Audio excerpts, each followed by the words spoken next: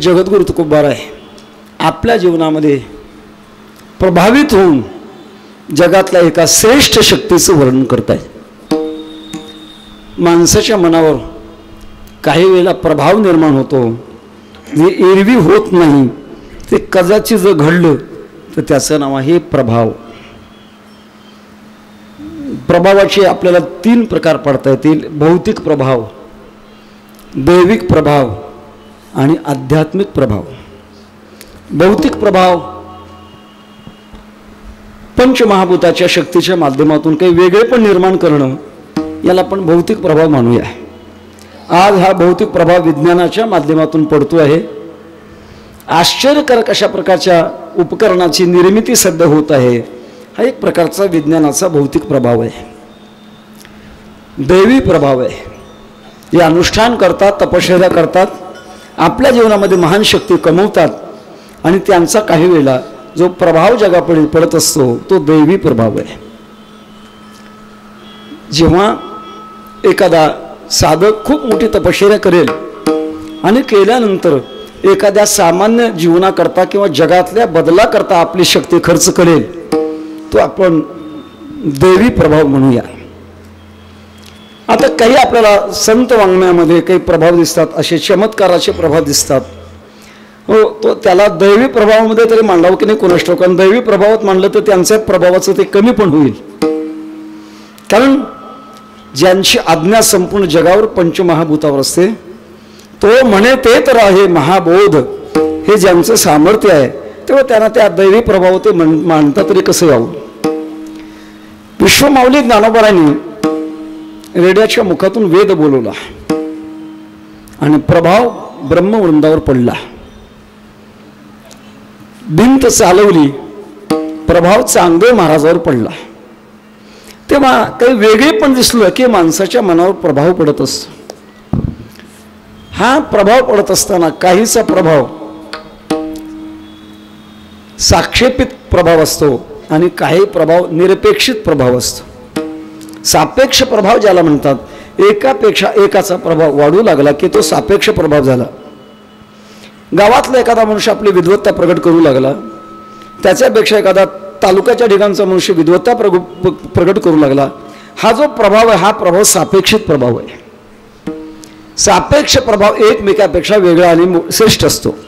आता उदाहरणार्थ आपल्याकडे 2 मृदंग वादक आहेत, एखाद्या वेळेला याने खूप चांगला अशा प्रकारचा कौशल्याने मृदंग वाजवला, यांचा प्रभाव आपल्या मनावर पडतो। म्हणजे कसा, मृदंग वाजवताना काही वेळेला आतीत धा आणि अनागत धा असतो। आतीत धा सम मागे गेली आणि पुढे धा टाकून द्यायचं, त्याला म्हणतात आतीत धा।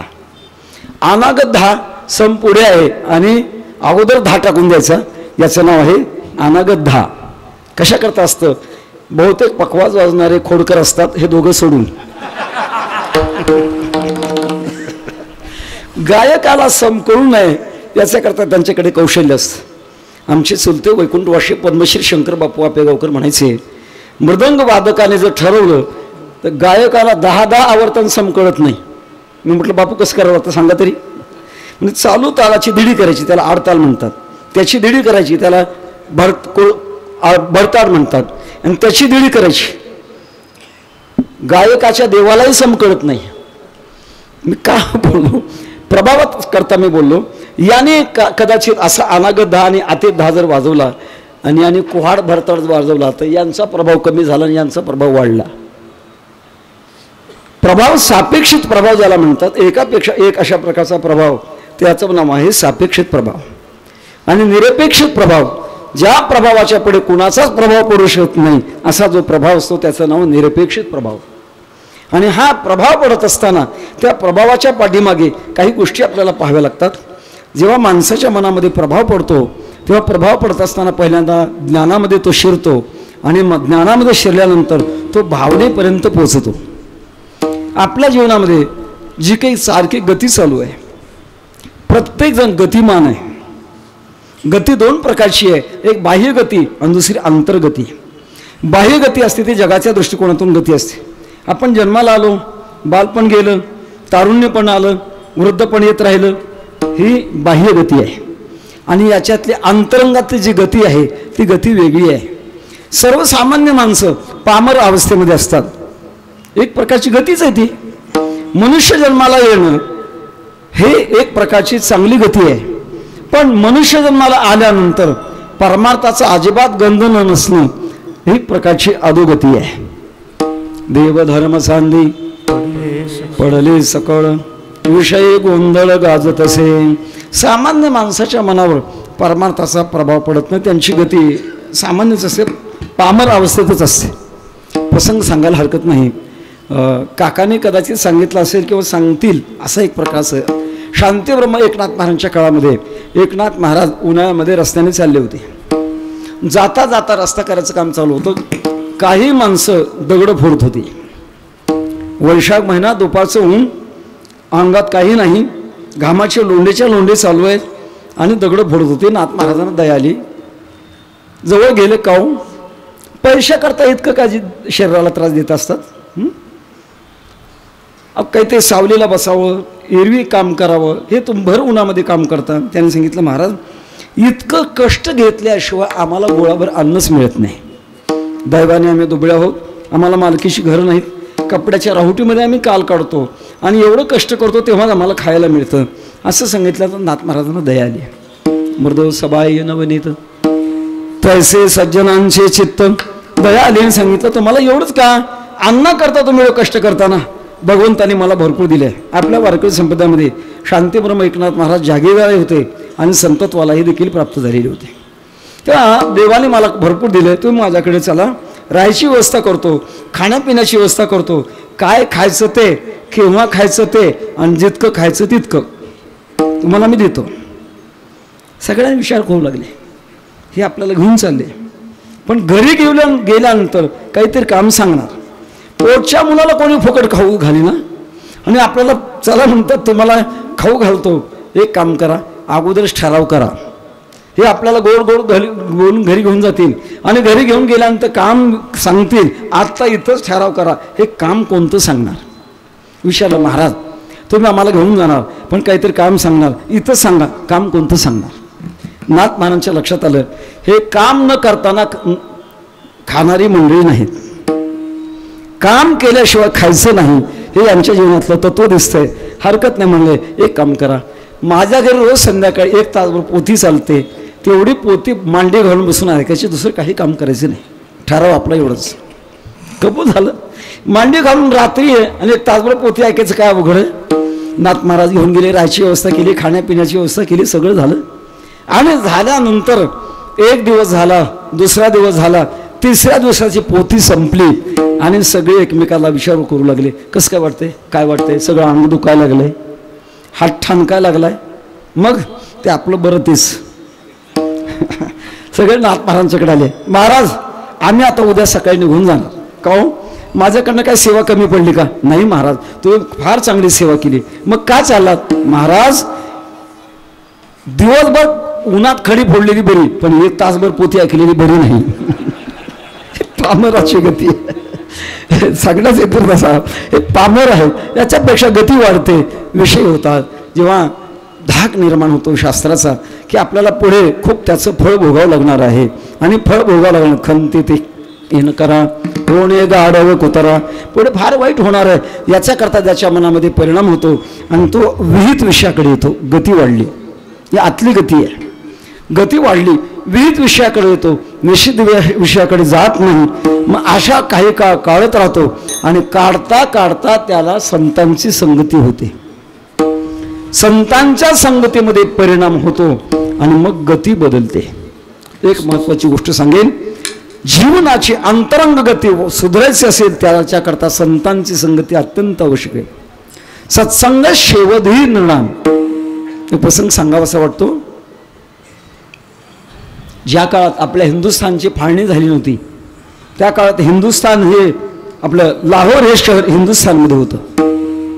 आता ते पाकिस्तानची राजधानी आहे. फाळणीपूर्वी लाहोर युनिव्हर्सिटीमध्ये गणितशास्त्राचे प्राध्यापक होते, त्यांचं नाव होतं तीर्थराम. अतिबुद्धिमान, गणितासारखा क्लिष्ट विषय पण त्यांच्या हातचा मळ होता. एके दिवशी कॉलेज सुटलं होतं, घराकडे निघाले होते आणि असाच एक आध्यात्मिक कार्यक्रम चालला होता. वक्ते सुंदर अशा प्रकारचे चिंतन करत होते. आयुष्य जात आहे पहा, काळ जपत असे महा, स्वहिताचा घोर वहा, ध्यानी रहा श्रीहरीशा, उत्तिष्ठत जागृत प्राप्य वरा निबोधत, क्षुरस्य धारा निशिता दुरत्या, दुर्गम पतस्तत कवयो वदंती. वैकुंठवासी गुरुनाम गुरु बंकर स्वामी महाराज म्हणायचे, पेटणाऱ्या वस्तूचे 3 प्रकार आहेत. कापराच्या जातीचे, गोवरीच्या जातीचे आणि शेणाच्या जातीचे. कापराच्या जातीचे कापुराची वाती उजळली जाते, ताबडतोब भडकतं. गोवरीच्या जातीचे धुमसुम धुमसुम धुमसुम धुमसुम आषाढी कार्तिकी भक्तजन येते, कसं तरी बदल होत. आणि तिसरा प्रकार आहे शेणाच्या जातीचे. शेणाला पेटवायला गेलो तर पेटत नाही, पण पेटवणाऱ्यालाच विझवतं. चलावा पंढरपूरला पांडुरंगाचं दर्शन. हा पांडुरंग काय पंढरपूरलाच काय ना, आपल्या गावात नाही का? जे ज्ञानोबरा तुकोबारानं कळालं ते यांना कळालं. शेणाच्या जातीचे. तीर्थराम हे कापराच्या जातीचे होते. ऐकला बरं, मनामध्ये बदल झाला आणि विचार केला, आतापर्यंतचं आयुष्य मी मातीत घातलं, धिक्कार असो मला, आता मात्र मी बदलणार आहे. नोकरीचा राजीनामा दिला, संन्यास घेतला. संन्यास घेताना शेंडी काढावी लागते, जानवं तोडावं लागतं, नाव बदलावं लागतं. पुरीचं नाव होतं तीर्थराम, ते केलं उलट रामतीर्थ. आणि हिमालयामध्ये जाऊन भगवंताचा साक्षात्कार झाला. मी का सांगितलं, विषयात असणारी माणसं पुढच्या गती करता संतांची संगती लागते आणि मग ते जिज्ञासू होतात. जिज्ञासू अवस्था पूर्णत्वाला प्राप्त व्हायला लागते आणि सद्गुरू आपण होऊन येतात. घरा आले घरा आले घरा आले कृपाळ, सांभाळिले सांभाळिले सांभाळिले अनाथान, पूर्णत्व प्राप्त होतं. त्याला मुक्त अवस्था म्हणतात. आणि भक्तीच्या माध्यमातून मुक्ततेपर्यंत पोहोचल्यानंतर भक्ती थांबत नाही, ती भक्ती पुढे देखील प्रवेश करते आणि जगाचा उद्धार करते. तिचं नाव आहे संत, जे आपणहून पूर्णत्वाला प्राप्त जातात. सतरते सतरते स लोकांस तारयती, नारद महर्षी भक्तिसूत्रामध्ये सांगतात. ते स्वतः तरतात आणि लोकांनाही तारतात. अशा महापुरुषाचा अभ्यासपूर्वक अशा प्रकारचा संग का झाला, मग त्याचा प्रभाव मनावर पडतो. तो निरपेक्ष प्रभाव आहे, ज्याच्या पलीकडे कोणाचाच प्रभाव मनावर पडत नाही. आणि तो मनावर प्रभाव पडतो, त्यामध्ये भावना पूर्णत्वाला प्राप्त होते. आपल्या जीवनामध्ये काही ज्या शक्ती आहेत, कर्मशक्ती आहे, संयम शक्ती आहे, विचारशक्ती आहे आणि भावशक्ती आहे. कर्मशक्ती आपल्या इंद्रियात राहते, संयम शक्ती आपल्या मनामध्ये राहते, विचारशक्ती आपल्या बुद्धीमध्ये राहते आणि भावशक्ती आपल्या हृदयामध्ये राहते. आणि विचाराची परंपरा जर नसेल तर त्याला एक अलीकडे नाव दिलेले अंधश्रद्धा. आणि ज्या श्रद्धेला, ज्या भावनेला विचाराची अनुभवाची परंपरा आहे, ती डोळस श्रद्धा आहे, तो भाव आहे. तेव्हा कर्मशक्तीपेक्षा संयमशक्ती श्रेष्ठ आहे, संयमशक्तीपेक्षा विचारशक्ती श्रेष्ठ आहे आणि विचारशक्तीपेक्षा भावशक्ती श्रेष्ठ आहे. असा भगवान ज्यांच्या हृदयामध्ये विराजमान आहे आणि त्यांच्या बाबतीतली भावशक्ती जागृत होत असताना ज्याने आपल्या जीवनामध्ये फार मोठा अभ्यास केला. कोणता अभ्यास केला? हित शासनात शास्त्रस्य शास्त्रत्वम, माणसाच्या हिताचं ज्ञान जिथे मिळतं त्याचं नाव आहे शास्त्र. आणि ते शास्त्राचं ज्याने अध्ययन केलं आणि अध्ययन केल्यानंतर मग ती भावना निर्माण झाली. कसं शास्त्राचं अध्ययन केलं? पाहिले पुराणे, धांडोळिले दर्शने, सगळ्या पुराणाचा अभ्यास केला, शास्त्राचा अभ्यास केला आणि अभ्यास केल्यानंतर अनुभव आला आणि अनुभव आल्यानंतर हृदयात भावना पूर्णत्वाला पोहोचली. भावना कोणतं तरी रूप धारण करते.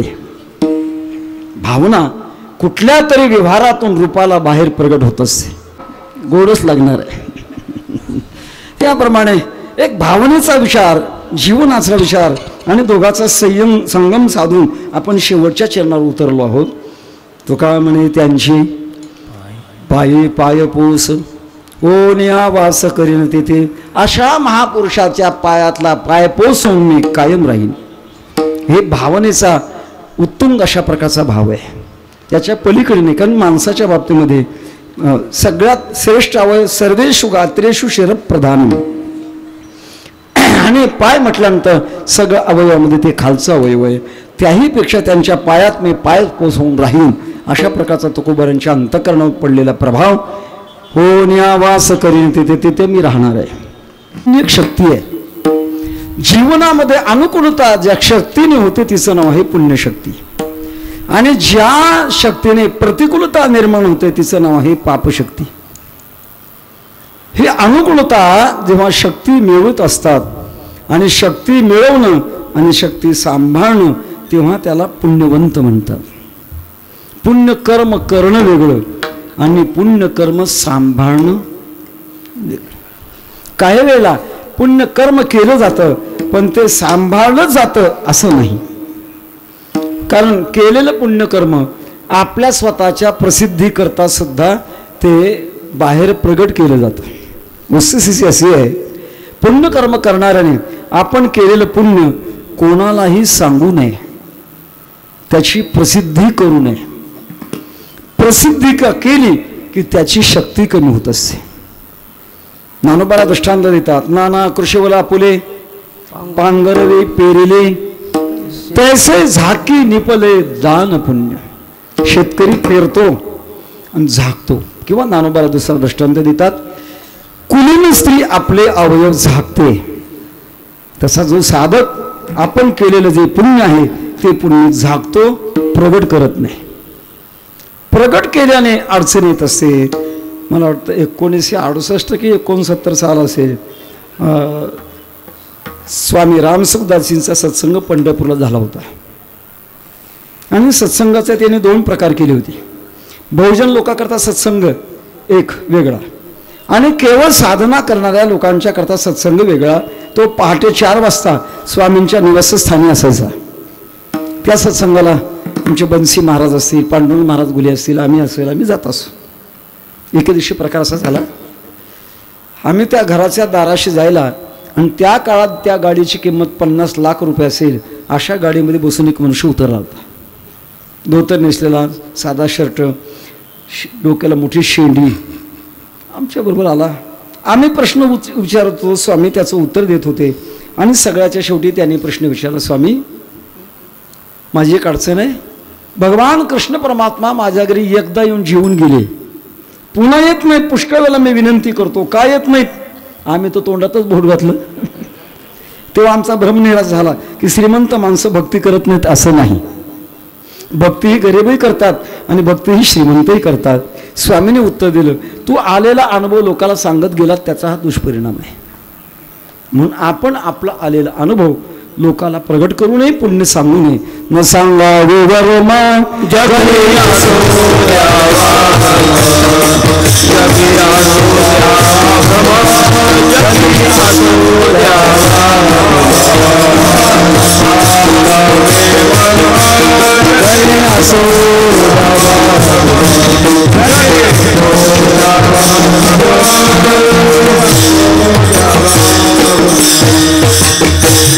उदीस लागतील पाठी रीती होतील हिमपुटी.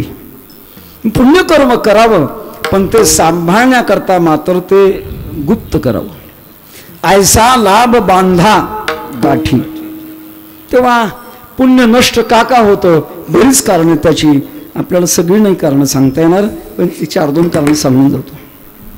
आपण केलेलं पुण्य जर आपल्या प्रसिद्धीकरता जर प्रगट केलं तर त्याचा दुष्परिणाम आपल्या साधनेवर होतो, म्हणून प्रगट करू नये. दुसरी गोष्ट, परद्रव्य आणि परस्त्री याचा अभिलाष जर मनात धारण केला तर त्याचा परिणाम आपल्या पुण्याचा पूर्णपणे क्षय होतो. महाराज सांगतात, परद्रव्य पर नारीचा अभिलाष येथून हारास सर्व भाग्य नष्ट होतो. परद्रव्य आणि परस्त्री याचा मनात देखील अशा प्रकारचा कुठलाही अभिलाष मनात येऊ देऊ नये, तर आपलं पुण्य आपल्या जवळ राहत असतं. तिसरी गोष्ट, अंतःकरणामध्ये क्रोधाची निर्माण वृत्ती का झाली की आपलं पुण्य नष्ट होतं. तुका म्हणे कोपे घडे पुण्यक्षय होणार. क्रोध निर्माण जर झाला तर आपल्या पुण्याचा नाश होतो. दुसरी गोष्ट, ती चौथी गोष्ट आहे, प्रपंचातल्या माणसाला सांसारिक वस्तू करता आपण आशीर्वाद जर दिला तर त्याचा परिणाम आपल्या पुण्याचा क्षय होतो. दिली चाले वाचा क्षय मागिल्या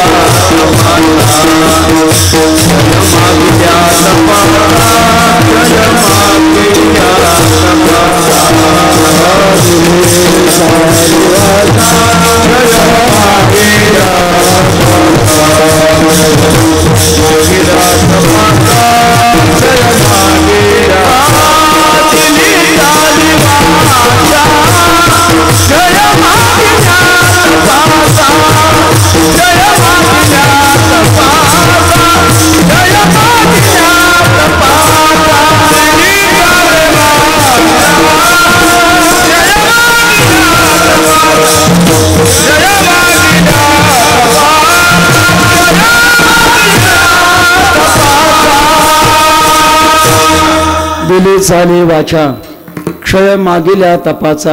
मोठं उदाहरण आहे. भानुदास महाराज हे सूर्य उपासक. मुळात पांडुरंग परमात्म्याचा महिमा माहीत झाल्यानंतर पायवारी करू लागली पंढरीची. अत्यंत खडतरपूर्वक परान्न वर्जून वारी करू लागली.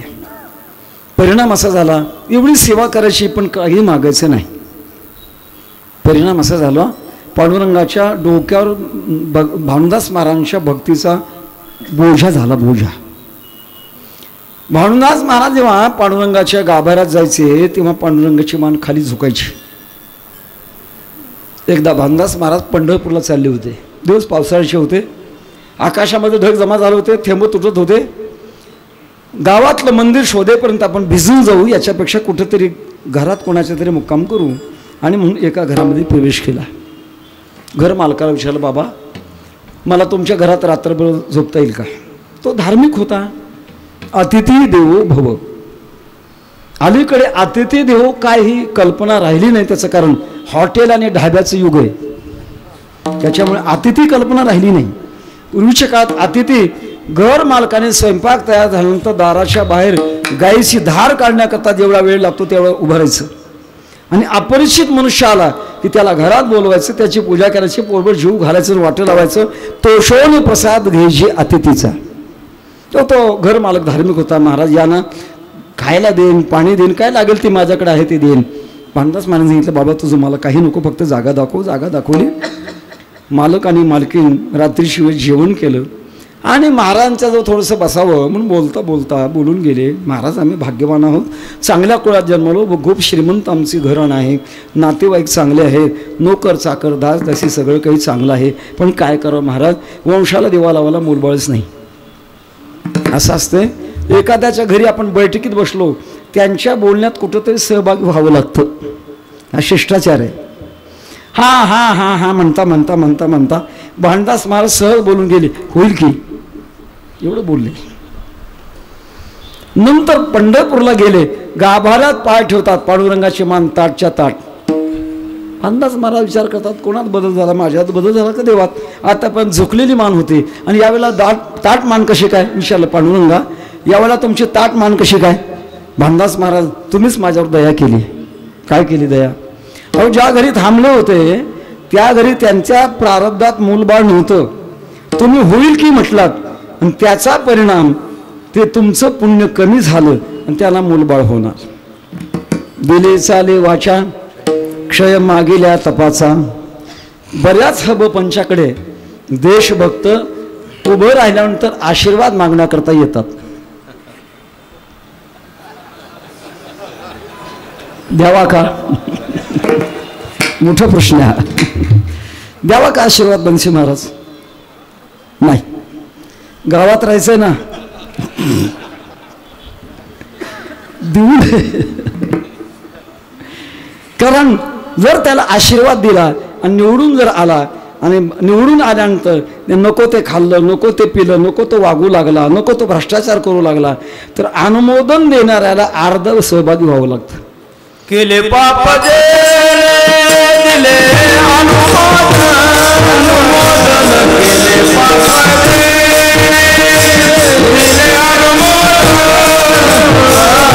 केले पाप दिले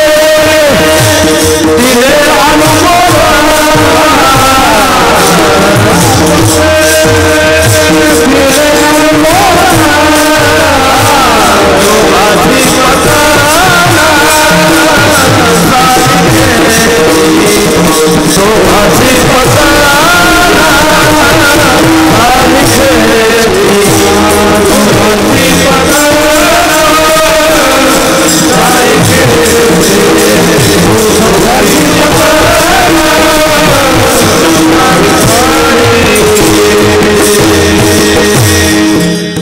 पाप जेने दिले अनुमोदन, दोघाचे पतन सारिकेची.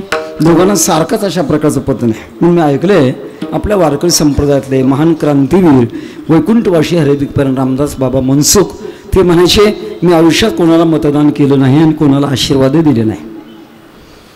आता अडचण अशी आहे की एखाद्या वेळेला आपण अति जवळचा माणूस आहे, गावात राहायचं आणि तो आशीर्वाद मागू लागला, मग मधला मार्ग काढायचा. फक्त एकच म्हणायचं, काळजी करू नका. दोन्हीकडे चालते. करणार काय बरं? कारण आपल्या वारकरी संप्रदायामध्ये माझ्या मुखावाटा नयो हे वचन व्हावे हे संतान द्रव्य कोणा, फुकाचा विभाग पतन दुःखासी, दोहीमुळे त्यासी तिची साधे. महाराज वैकुंठाला चालले आणि भाविक वाटे लावण्याकरता आले होते आणि भाविक बोलवले, महाराज आम्हाला आशीर्वाद द्या ना. तो कुबेराने कसा आशीर्वाद दिला, कर्मधर्म तुम्हा असावे कल्याण, घ्या माझे वचन आशीर्वाद. सांगण्यात येतं तसा आपली पुण्यशक्ती आशीर्वादाच्या द्वारे जर खर्च केली तर आपल्या पुण्याचा क्षय होतो. अशी बरीच करण्यात आली. भगवान परमात्म्याच्या चरणावर वाहिलेले एखादं फूल असेल आणि ते उचलून आपण दिवसभर घेत राहू, सुवास घेत राहू, निर्माल्य जर आपण त्याचा वापर करू, देवाचे निर्माल्य कोण सिरी हाती, संकल्पासी होती विकल्पते. मला एक वाचण्यात गेले बरं का, आता काका समोर आहेत, एक वाचण्यात गेले. कडक उन्हामध्ये जाता जाता रस्त्याच्या काठी एखादं उंबराचं झाड असेल, त्या उंबराच्या झाडाखाली आपण जर सावलीला बसलो तर आपलं पुण्य त्या झाडाला जातं. कसं काय जातं? भगवान परमात्म्याने नरसिंह अवतार धारण केला, हिरण्यकशिपूचा काटा काढला नखाने, आणि ते विष कमी करण्याकरता भगवान नरसिंह परमात्म्याने उंबराच्या झाडामध्ये आपले नख बुडवली. कारण उंबराचं झाड शीतळ असतं, थंड असतं. बुडवली आणि बुडवल्यानंतर ते झाड म्हणू लागलं, देवा माझ्या अंगात तुम्ही अशी नख बुडवली, आता मला काहीतरी फायदा. तेव्हा भगवान नरसिंह परमात्म्याने असं वर दिलंय त्याला, तुझ्या सावलीला जो कोणी बसेल त्याचं पुण्य तुला मिळेल. आता न मिळण्याकरता संकट काळातला एक रस्ता सुद्धा आहे, सांगायला हरकत नाही.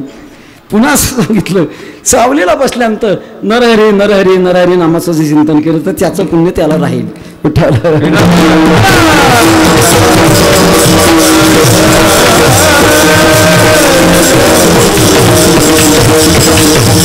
अनेक कारणाने माणसाच्या पुण्याचा क्षय होत असतो, पण ज्या माणसाने ज्याने आपल्या जीवनामध्ये पुण्य केलं आणि पुण्यवंतपणा प्राप्त केला, पुण्यवंत व्हावे. गीता सज्जनांची नावे, ज्यांचं नाव घेतल्यानंतर आपण पुण्यवंत होऊ, अशा प्रकारचे जे पुण्यवंत आहे तेच पुण्यवंत. कोणतं पुण्य त्यांच्याकडे? वेळेच्या अडचणीतून आपण थोडक्यात सांगणार आहोत. एक सामाजिक पुण्य आहे, दुसरं धार्मिक पुण्य आहे, तिसरं नैतिक पुण्य आहे, चौथं आध्यात्मिक पुण्य आहे आणि पाचवं भक्तिजन्य पुण्य आहे.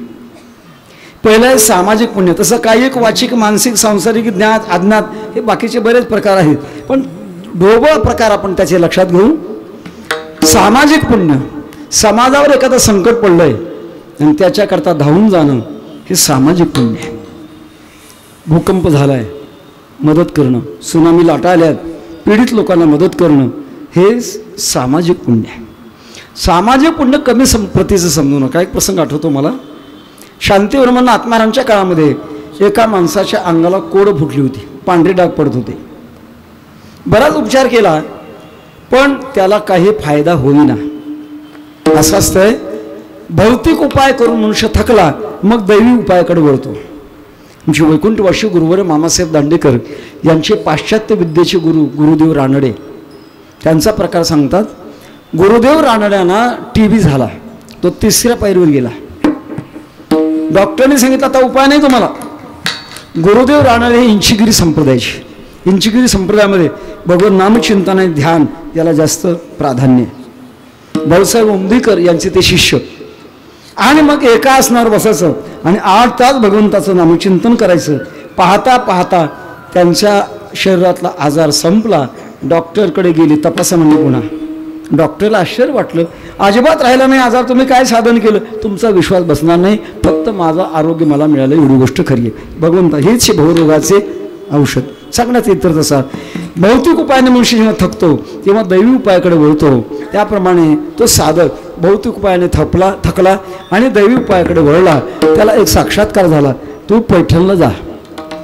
शांतीब्रह्म एकनाथ महाराज आहेत, त्याने गाढवाला जे पाणी पाडलं ते पुण्य मागून घे, म्हणजे तुझं कोड जाणार आहे. बरं वाटलं त्याला. आलं नाथ महाराजांच्याकडे, नमस्कार केला. महाराज, तुम्ही गाढवाला जे पाणी पाडलं ते पुण्य मला द्या, माझ्या अंगावरचे पांढरे डाग संपणार आहे, मला दृष्टांत झालाय.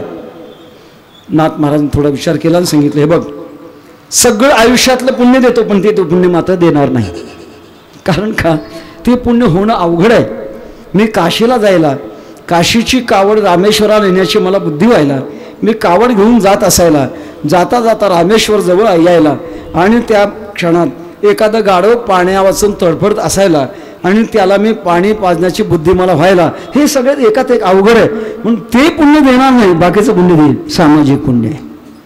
तेव्हा सामाजिक पुण्य, दुसरं धार्मिक पुण्य. वेदाने शास्त्राने पुण्यकर्म करण्याकरता आपल्याला जे साधन सांगितलं ते धार्मिक पुण्य, नैतिक पुण्य. नीतीचा व्यवहार करत असताना नीतियुक्त व्यवहार करणं हे नीतिजन्य पुण्य. आध्यात्मिक पुण्य, सर्व जगाचा संकल्प सोडून, तादात्म्य सोडून भगवान परमात्माशी वृत्ती लीन होणं. अवघ्या भूतांचे केले संतर्पण, अवघीच दान दिली भूमी, हे ब्रह्मज्ञानातलं पुण्य. आणि पाचवं पुण्य, पुण्याची गणना कोण.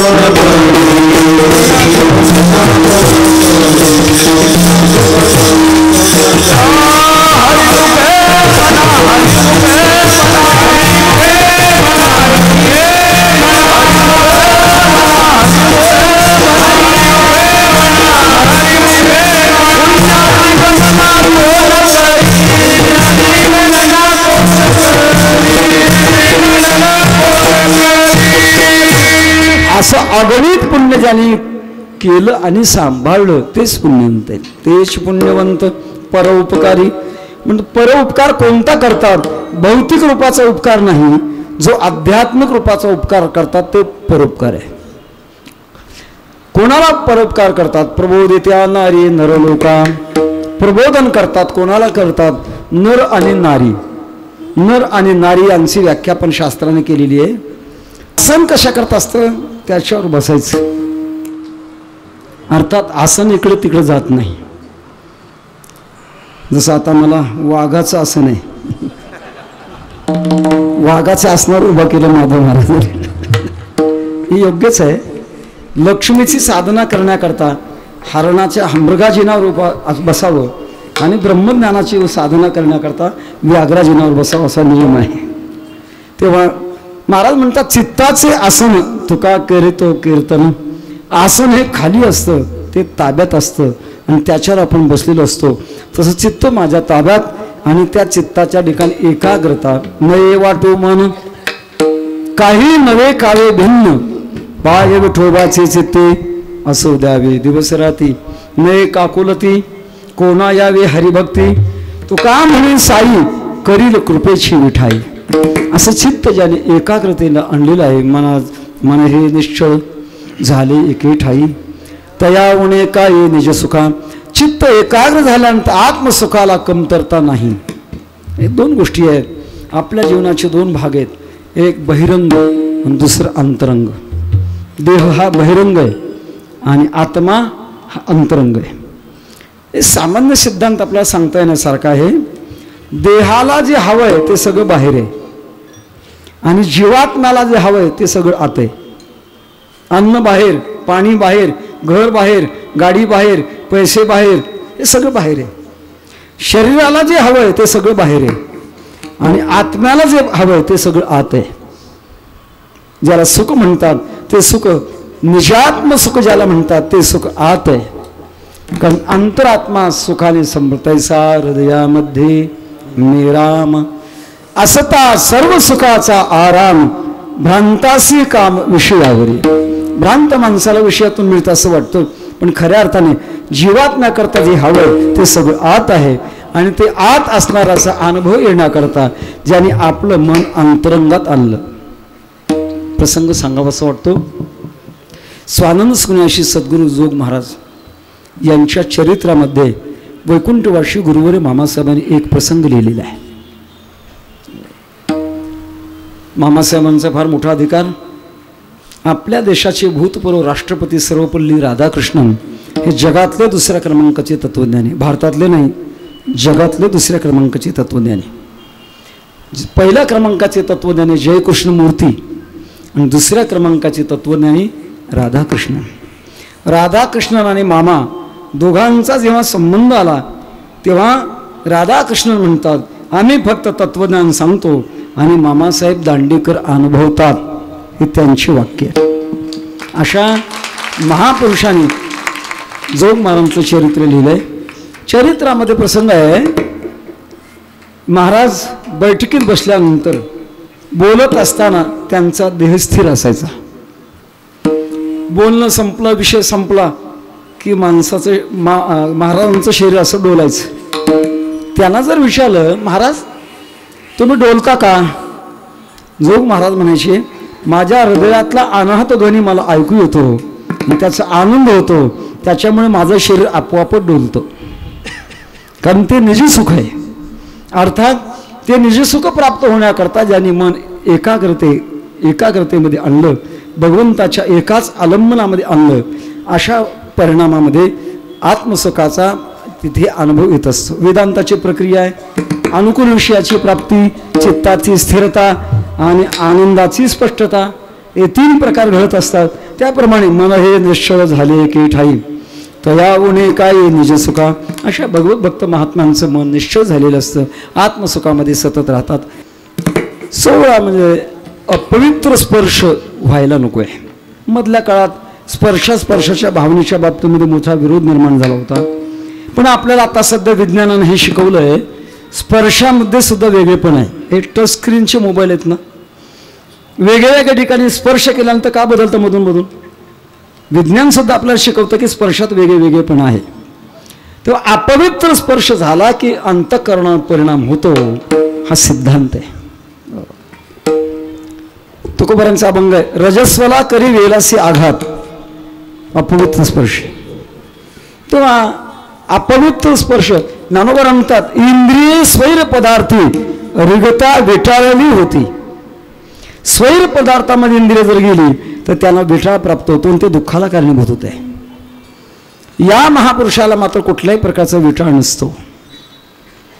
हे 16 ओळ्या राहिलो निराळा, 16 आणि ओळ्याच्या पलीकडे गेलेले असतात. त्याच्यामुळे त्यांच्या स्पर्शामध्ये अपवित्रपणा कधीच येऊ शकत नाही. काही गोष्टी अशा आहेत आपल्यात, काही सत्कर्म करत असताना पावित्र्यातून करावं लागतं. आता आपल्याला कल्पना आहे, श्रावण महिन्यात बरीच माणसं होतात, म्हणजे वाईट खात नाहीत, वेट पेत नाहीत, माणसासारखं राहतात आणि एखादी सत्यनारायणाची पूजा करतात. बहुतेक सत्यनारायणाची पूजा कोणी ब्रह्ममुहूर्तावर करत नाही, दुपारी 2 वाजता 3 वाजता करतात.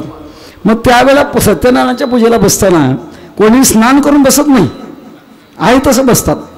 मग त्यावेळेला सांगावं लागतं, फुलाने अंगावर पाणी शिंपडून घ्या, ओम पवित्र पवित्र व्हा, सर्वावस्था अंग तो पिवा, यस्मरे तुंडई काक्षम सभाभ्यंतर शुची, आणि मग पूजा पुढची करावी लागते. सांगण्यात येते तसा पवित्र स्पर्शाला बाजूला ठेवलं. स्पर्शात परिणाम आहे. माझा वेळ आता जवळजवळ 15 मिनिटं शिल्लक आहेत. थोडक्यात सांगता येण्यासारखं आहे. रामायणातला प्रसंग आहे. जेव्हा रामराज्य घोषित झालं, कैकेयी मातेला आनंद होता, माझ्या रामाचं राज्य येणार आहे. लोकांचा भ्रम आहे, कैकेयी भगवान प्रभुरामचंद्रांच्या विरोधात अजिबात नाही. कैकेयीचं भगवान प्रभुरामचंद्र खूप प्रेम, राघव नाव कैकेयीने ठेवलेले आहे. आणि भगवान प्रभुरामचंद्र कैकेयी मातेशिवाय जेवण करत नव्हते. एक दिवशी जेवण वाढत होत्या कैकेयी माता. भगवान प्रभुरामचंद्राने हात पकडला आणि सांगितलं, आई मला तू असं काही द्यावं लागते की जेणेकरून मी वनवासात जाईल. कैकेयी मातेला वाईट वाटायला, रामा तू वनवासात जावं कसं रे? आई वनामध्ये माझ्या दर्शनाकरता ऋषी बसलेलेत वाट पाहत, मला वनात जावं लागतं. बरं ठीक तर असतो. दुसरा प्रकार, आई तू मला असं काही दिलं पाहिजे की ज्याच्यामुळे तुला वैधव्य प्राप्त होईल. विचार करा, ज्या भगवान प्रभुरामचंद्राकरता वैधव्य कैकेयी स्वीकारते, प्रेमाशिवाय स्वीकारते का?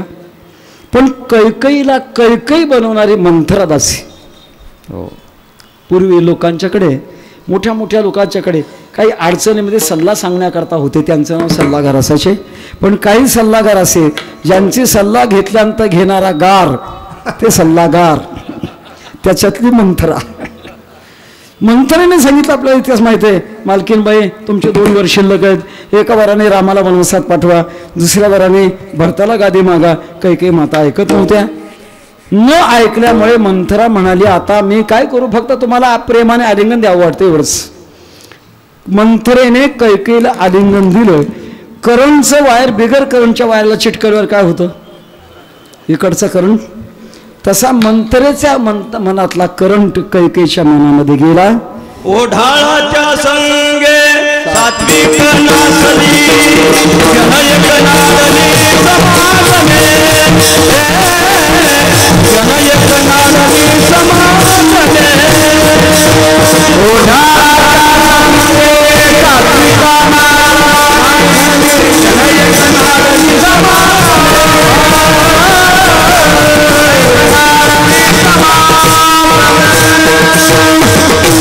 ओढाळाचा संदेश सात्विक नाळली. त्याप्रमाणे कैकेयी क्रोधागारामध्ये जाऊन बसली. पुढे काय झालं, रामायण झालं. काय झालं, अपवित्र स्पर्शाचा परिणाम आहे हा. पण हृदय एक झाले, हे हृदयचे ते हृदय घातले. स्पर्श शक्ती आमच्या बन्सी महाराजांनी सांगितले. तेव्हा असा ज्यांच्या जीवनामध्ये अपवित्र स्पर्श होऊ शकत नाही त्या विटाळ अखंड सोहळा उपाधी वेगळा जाणीवेच्या ज्ञानाच्या उपाधीच्या पलीकडे ते गेलेले असतात. जाणून नेणते खरी माझे म्हणून तुझी प्रेम खूण देवनिया असं नेमतेपणा स्वीकारलेला असल्यामुळे उपाधीच्या पलीकडे गेलेल्यामुळे त्यांना जीवनामध्ये कुठलाही विटाळ माहीत नाही. आणि हे पूर्वमीमांसा अगोदर झाली नाही. त्या विटाळ अखंड सोहळा पूर्वमीमांसा शास्त्र, उपाधी वेगळा जाणीवेच्या हे उत्तर मीमांसा. आणि उत्तर मीमांसा सर्वोच्च शिखर अभंगाच्या पहिल्या झालं.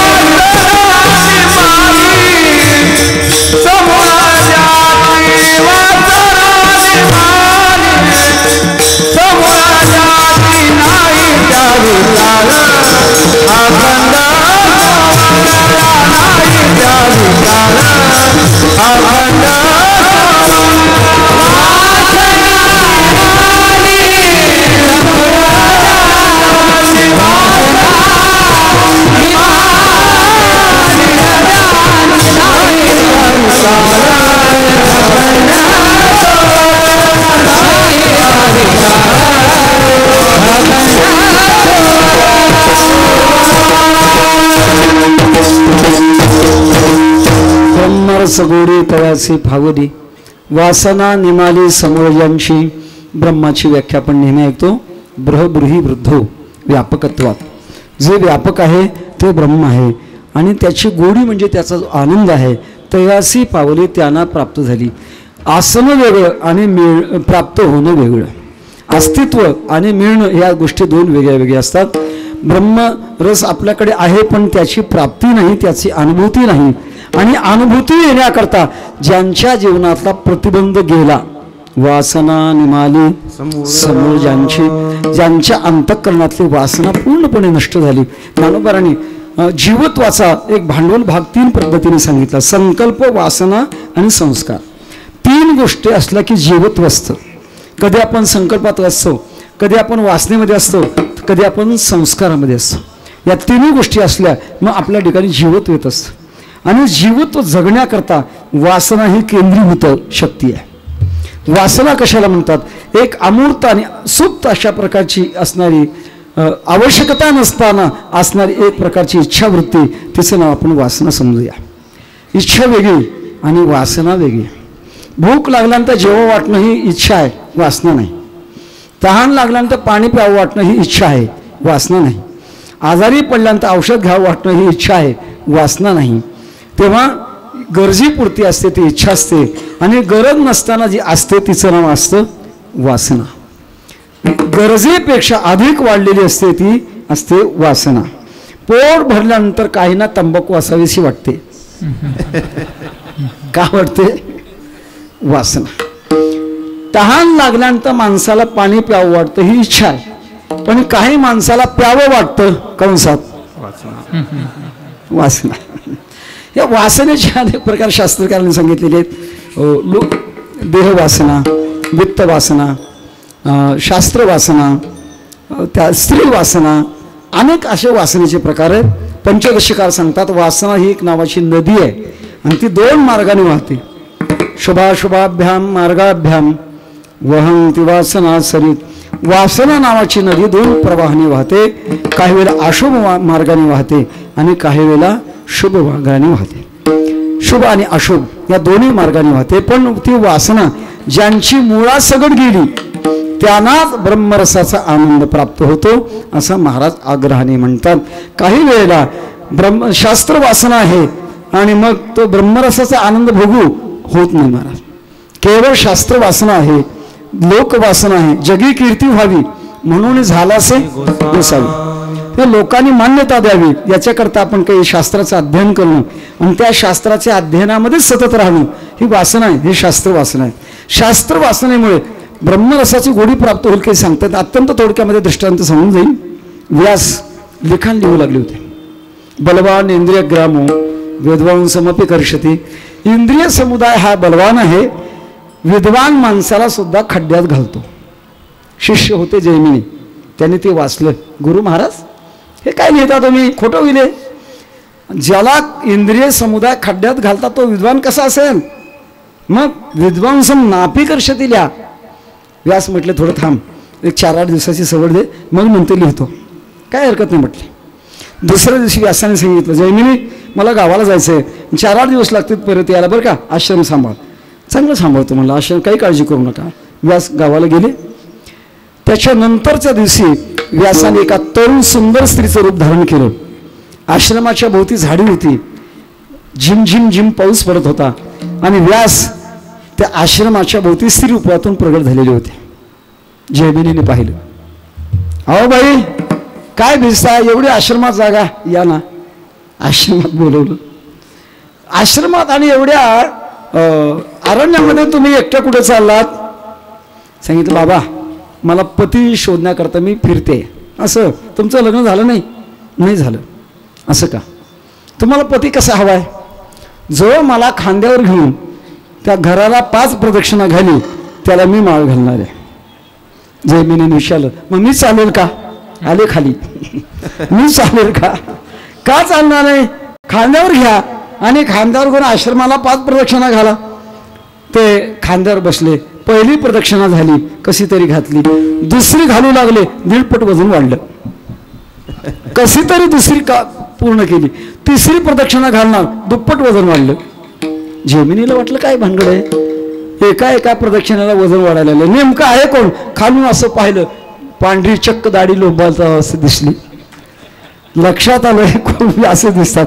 खाली उतरलं, लज्जित झाले. व्यास विचारतात सांग आता काय करू. विद्वांसम नापी कर्षती लिहू का आपी कर्षती लिहू. सांगण्यात येते तसा. शास्त्र वासना असो बाकीच्या कुठल्याही वासना असो ब्रह्मरसाचा आनंद प्राप्त होत नाही. त्याला वासना मुळासह नष्ट झाली पाहिजे. तर वासनेचे मूळ शेदिल्या वाचून तरलेसे कोणी म्हणावे. एक तर भगवंताची भक्ती करून करून आपल्या अंतकरणातली वासना संपत असते. पायी गोविली वासना तुच्छ केले ब्रह्मज्ञान. अशा प्रकारचे वासनेचं मूळ जात असतं. वासनेचं मूळ आहे अज्ञान आणि ते अज्ञान तेषां सततयुक्तानां भजतां प्रीतिपूर्वकं ददामि बुद्धियोगं तम येन मां पुयांति. त्यावेळेला वासना समूळ नष्ट होते. किंवा वासनेचे बीज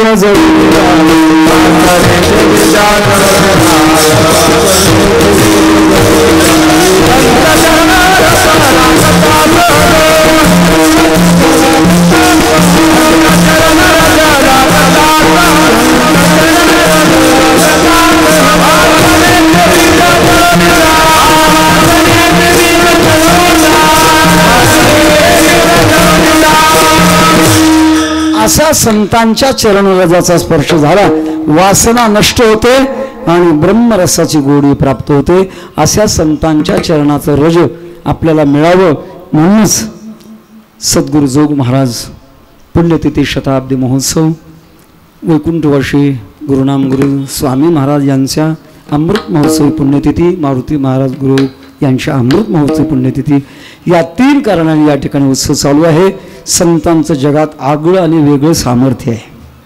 म्हणून विश्वाच्या उद्धाराकरता संत हे अपूर्व माध्यम आहेत, ज्यांच्याशिवाय संतांविना प्राप्ती नाही.